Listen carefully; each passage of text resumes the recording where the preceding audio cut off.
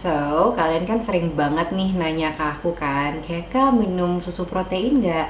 Kak, protein shake itu apaan sih? Protein shake itu penting nggak? Protein shake itu manfaatnya apa? Protein shake buat ibu hamil boleh nggak? Protein shake itu bisa buat nurunin berat badan nggak? Pokoknya banyak banget pertanyaan seputar protein shake. Nah, aku mau kasih tahu kalian, untuk topik kali ini kita bakal ngebahas, ngekupas tuntas. We're going to have a real talk about protein shake.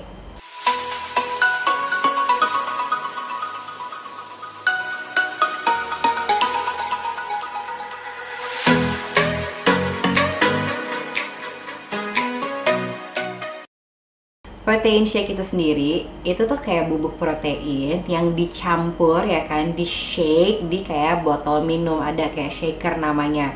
Tapi kalau kalian nggak punya shaker ya nggak apa-apa, karena bisa kalian kocok aja sendiri di botol minum atau nggak pakai blender gitu juga bisa. Dan protein shake ini juga bisa juga bagus buat campuran sama buah, sama sayur-sayuran. Pokoknya you can make a smoothie lah with protein powder ini. Jadi protein shake itu bukan protein powder ya, protein shake itu pakai protein powder sama campuran air atau susu gitu. Tapi protein shake itu sendiri juga nggak selalu semata-mata hanya dari protein powder, bisa juga dari yang lainnya. Ntar kita ngobrolin soal hal itu deh ya. Nah, protein ini kan kalian tahu ya kalau penting banget buat tubuh. Jadi ada 3 komponen lah, aku pernah cerita. Ada karbohidrat, protein, sama lemak. Kita akan ngebahas tentang protein untuk hari ini. Protein itu bagus buat memperbarui jaringan-jaringan sel tubuh ya, terutama dalam pembentukan dan perbaikan otot. Yang dimana bagi orang-orang yang itu sering berolahraga dan dia ingin menambahkan massa ototnya, of course konsumsi protein itu is very essential ya. Jadi itu penting banget, oke? Dan aku juga mau ngasih tahu kalau protein itu juga bagus buat antibody ya, sama berkaitan dengan hormonal. Pernah nggak sih dengar kayak gini? Aku minum protein shake terus jerawatan. Aduh, aku minum protein shake nggak cocok deh, jadinya bloated. Pernah dengar? Yes, cause it happens. Karena itu benar-benar mempengaruhi ya, terutama soal si jerawatan itu, karena emang ada pengaruhnya di hormon. Ngomong-ngomong soal berpengaruh, kalian pasti pernah dong tahu juga kan, ada yang namanya protein whey. Itu apaan sih? Bedanya protein whey, protein kasein, protein soy, protein plant based, protein hemp. Pernah nggak dengar? Pernah kan dengar istilah-istilah tersebut? Nah, karena emang banyak sekali jenis-jenis protein powder. Jadi makin perkembangan zaman makin kesini tuh makin banyak banget jenis-jenisnya ya. Kalau dulu sih yang paling populer emang cuman protein whey doang, whey protein. Nah, whey protein itu yang terbuat dari susu sapi ya. Jadi dia tuh ada asam amino esensialnya dari si sapi itu. Nah, cuman makin kesini makin banyak orang-orang yang aware dengan yang namanya plant based, dan whey protein itu kan terbuat dari susu sapi. Jadi nggak dikonsumsi nih sama beberapa group of people yang vegan, yang vegetarian, dan yang alergi dengan susu sapi. Aku sendiri kenapa I stop consuming protein yang whey, karena itu bikin punggung aku jerawatan, bikin muka aku jerawatan, nggak cocok. Jadi aku X banget sama protein whey. Ada juga yang soy protein. Ini yang second popular juga gitu. Karena alternatif ya buat orang-orang yang vegetarian atau vegan gitu. Kita nggak bisa konsumsi protein whey, so we consume yang plant based gitu. Dan juga sama, ada asam amino esensialnya juga di soy protein. Nah, cuman ada juga beberapa orang yang alergi sama soy. Katanya aku nggak boleh konsumsi kebanyakan soy yang terbuat dari kedelai gitu, aku nggak boleh. Jadi aku nggak bisa minum protein shake, tapi pengen deh. Jangan khawatir, masih banyak jenis lain. Ada plant-based protein yang terbuat dari kacang yang lain, kayak pea protein, itu lebih less allergens levelnya ya. Jadi bagi yang punya alergi sama soy, alergi sama susu sapi, bisa konsumsi yang base-nya itu pea protein ya gitu. Terus ada juga yang namanya hemp protein. Jadi kalau hemp protein ini dari segi harga jauh lebih mahal biasanya. Kenapa? Karena ini terbuat dari tumbuh-tumbuhan yang omega 3 mau omega 6-nya tuh tinggi gitu kan. Cuman sayangnya hemp protein itu very low in asam amino essentialnya gitu. Jadi sebenarnya balik lagi ke preference kalian ya, kebutuhan tubuh kalian tuh apa? Kebutuhan konsumsi protein powder tuh untuk apa? Karena satu, sedikit makan lauk yang protein, yang ada kandungan proteinnya, atau dua, untuk suppress hunger, dengar-dengar katanya itu bisa bikin turun berat badan, atau yang ketiga, emang tujuannya untuk menambah massa otot kamu. Jadi pilih benar-benar yang cocok untuk tujuan kamu tuh apa. Like I said before, banyak loh manfaatnya protein, right? Tapi ada juga efek sampingnya. Tapi let's talk about manfaatnya dulu aja kali ya. Manfaatnya yang pertama, menaikkan massa otot. Kenapa banyak banget trainer-trainer, fitness instructor, fitness influencer, dietitian, pokoknya nutritionist, ya orang-orang yang menggembar-gemborkan high protein diet is very very good for you. Yes, it's true because dengan kita itu mengkonsumsi protein, kita bisa menaikkan massa otot.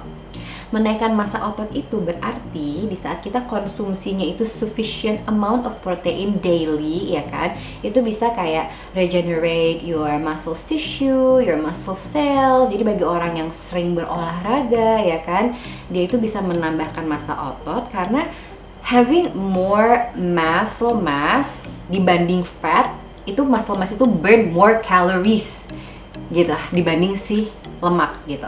Jadi kita harus konsumsi protein yang tinggi, dan dengan kita konsumsi high protein diet, protein itu mengenyangkan. Jadi diharapkan ya kamu bisa control your calorie intake dari yang lain-lainnya dengan konsumsi high protein diet. Cepet kenyang lah gitu, a little bit suppress your hunger.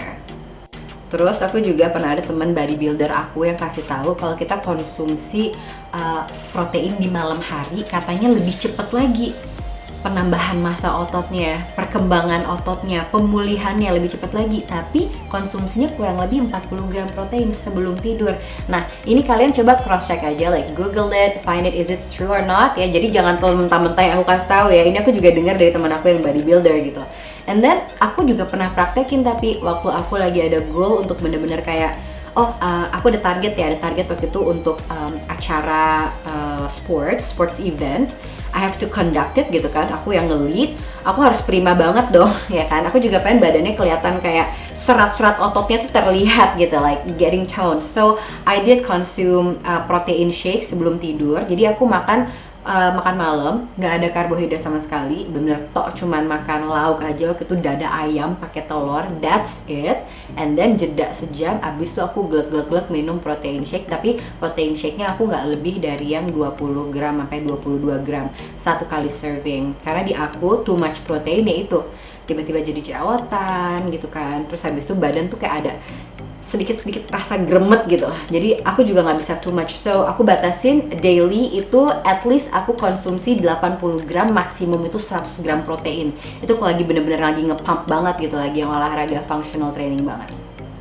Yang kedua, ngomong-ngomong kita lagi tadi aku bilang kalau konsumsi protein itu bisa suppress your hunger loh. Nah, banyak banget program diet yang fat loss, weight loss itu menghimbau para pengikutnya untuk tidak makan malam. Makan malamnya diganti aja pakai protein shake. Kalian pernah nggak ikutan program kayak gitu? Bahkan sekarang lagi ada program yang benar-benar wow, everywhere banget gitu ya. Harganya mahal belasan juta, tapi katanya dijamin bisa jadi kurus gitu.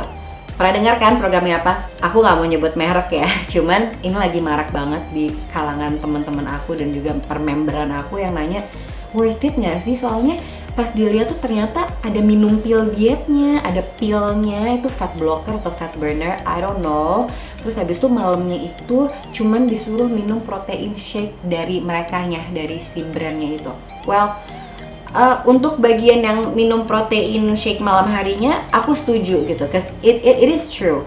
You can cut calories karena sudah jelas di kemasan setiap protein shake yang kamu beli, protein powder yang kamu beli, itu berapa kalori sih sekali kamu konsumsi ya kan? Itu udah jelas, dan di situ kan ada ada yang lain selain proteinnya, ada carbsnya juga gitu. Nah, pilih yang gulanya rendah, kalau bisa nggak ada sama sekali, karbohidratnya juga rendah. Jadinya kamu aman dan kalorinya nggak gede-gede banget. Bisa turun berat badan karena secara nggak langsung itu defisit kalori. Tapi aku memang tidak setuju dan anti banget sama yang namanya pill diet, fat burner, fat blocker, whatever that is. No, not gonna go in my system.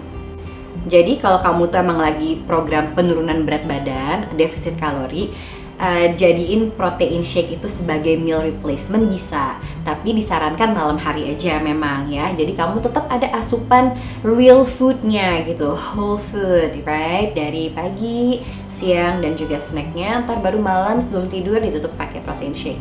That's a good nice one.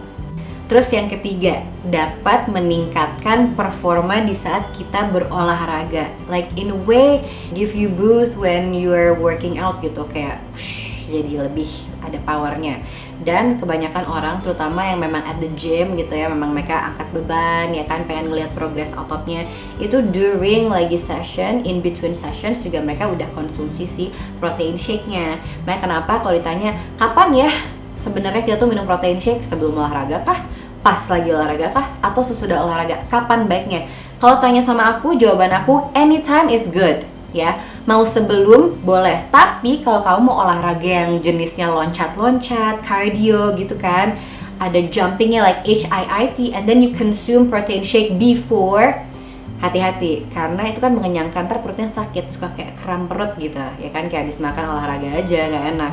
Jadi I would suggest mungkin sedikit diminum pas lagi session, or just take it after. Jadi after you finish your HIIT, langsung deh tuh minum si protein shake-nya. Nah, itu kan tadi kan manfaat-manfaatnya yang bagus-bagusnya. Ada juga side effect-nya atau resikonya kalau terlalu banyak mengkonsumsi protein shake, atau kita itu ternyata cara mengkonsumsinya itu salah. Jadi yang mestinya jadi sehat malah jadi nggak sehat gitu, malah bring us bad luck. Oke, jadi kalau tujuannya itu mau turunin berat badan, terus kalian malah fokus untuk konsumsi protein shake. Di setiap protein shake itu berbeda-beda kandungan gram proteinnya. Aku bakal kasih contoh ya.